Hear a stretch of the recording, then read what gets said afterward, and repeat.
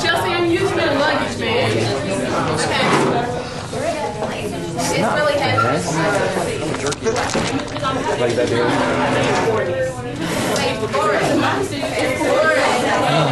I suppose you're supposed to wait for a brief intermission, but okay.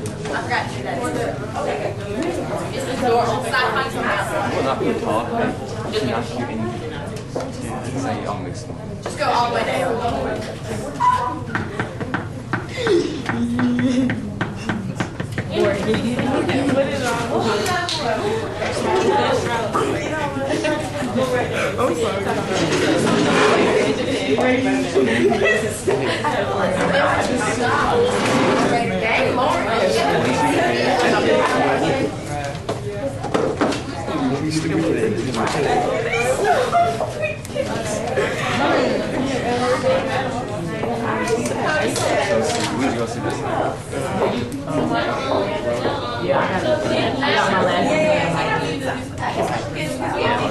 That was the best. Don't close the door off. Oh, you said it's very careful. You couldn't get us through.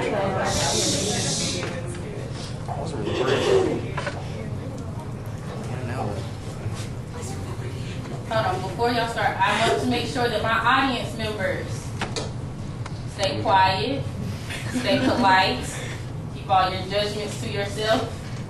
Can you do that? Be scared. All right. Especially y'all getting drunk.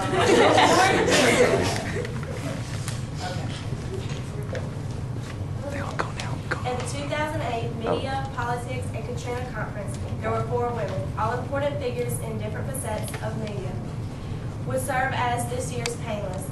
But instead of teaching others, they came together to find the truth. Here's their story. There was Layla, Isis, Alana, and Janae. There is Isis, who spent a year being mentored by Spike Lee. Now producer, Isis makes documentaries about issues such as HIV and works at MTV Studios producing their hit show True Life. Alana Rivera, a neo-soul singer who is also always in the buzz about good music. Music is her way to express her feelings about current issues. Now she is signed to Def Jam Records and is working on her sophomore album dedicated to the Hurricane Katrina victims. And Janae, a journalist for the New York Times who works on location in Iraq. Lastly, there is Layla, who happens to be Janae's roommate. Once an intern at Good Morning America, she is now a newscaster for 60 Minutes. The setting is a Radisson Hotel room 5632 in the Queen Suite. Alana arrives first to the room, struggling with her luggage. Oh man, this room is like really nice, okay? It's really big, you know? Oh man. She lingers in the door for a moment to be followed by Isis, not noticing Alana. Okay, this room's pretty huge. Looking around, finally noticing Alana. Hey, you must be my roommate. They told me I was gonna have one. Yeah, they told me too. Wait a minute, you're like Alana Rivera. And you're Isis Simmons. I read all your documentaries. I love all your music. That song Work It Out, that's like my anthem. Thanks. I really appreciate my fans. You guys took all the profits from your CD, went towards Katrina Reservoir, and it's a foundation. So I thank you guys for that. Layla knocks on the door, which is propped open. Hello? Questioning? Hi. Yeah, sorry. The coordinators of the conference screwed up the rooming, so all the panelists are stuck rooming 4 to a room. Wow, you guys are definitely Alana Rivera and Isis Simmons. And you're the lady from 60 Minutes, I think? Yeah, I watch your show on Sunday. Yeah, I'm Layla Atkins, and this is my roommate, Janae Jenkins. Isis, we've met before. I interviewed you a few years back. I don't mean to be rude, but I'm a little tired, and I got the shower first. One of the rooms. Well, ladies, I guess we'll study together for the weekend. Yeah, I guess so. Everybody laugh and shake their hand. Agree.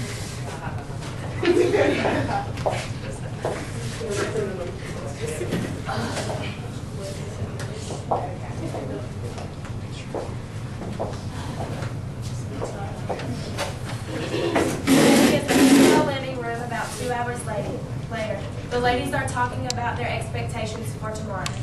So, Alana, what's your seminar going to be on tomorrow?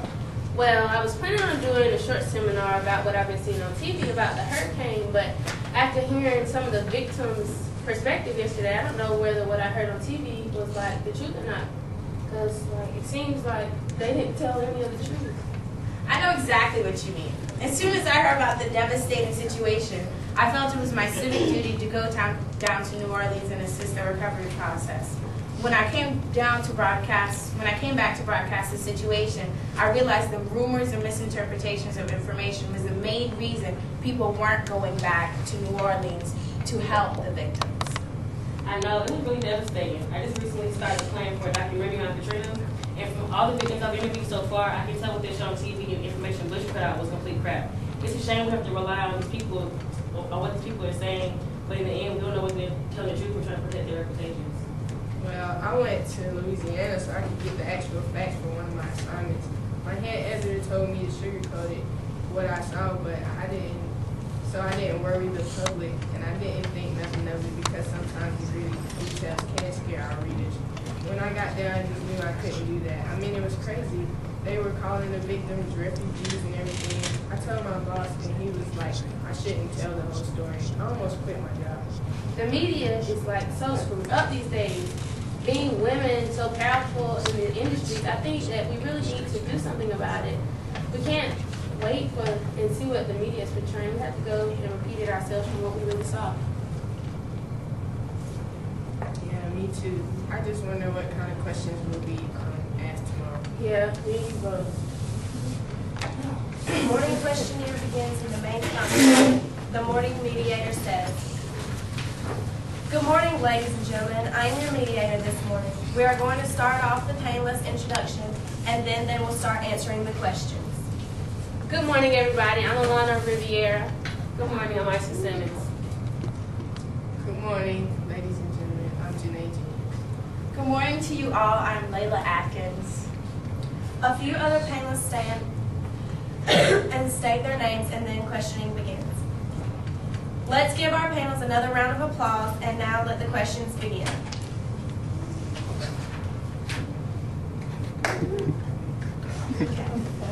Right. Okay, here's the questions for all of y'all. Whose stories, pictures don't give or told why and should? So like the stories of the victims that we portrayed in our play, what are some of the things that we said that were true, and what are some of the things that we said weren't true? I'd like to answer that. So you're saying that whose stories and pictures kind of weren't told. I found that looking at the media, there's certain stations that broadcast to a certain demographic, so they're not going to tell exactly what the truth is. They're kind of maybe slanting a little bit to protect the public, but oftentimes you're not protecting the public, you're giving them the wrong idea of what's happening. And there were messages on the news about them in New Orleans it being violent and people looting and everything, but they never looked at the fact that people were taking food and taking clothes and things that they needed because they were left for up to